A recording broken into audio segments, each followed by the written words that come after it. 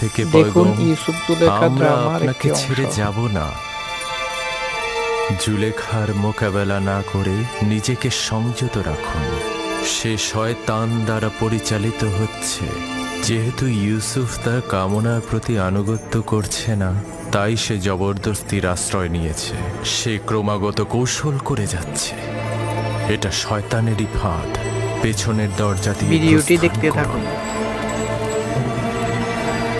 দেখুন অলৌকিকভাবে আল্লাহর ইশারায় খুলে গেল 7টি দরজা, হে খোদার যেটা নবী, কোনোমতেই খোলা সম্ভব একাত্মবাদী না। খোদার পক্ষ থেকে এই পয়গম, পেছনের দরজা দিয়ে প্রস্থান করুন। প্রস্থান করুন। পালাবার পথ নেই, তুমি বাধ্য আনুগত্য স্বীকার করতে।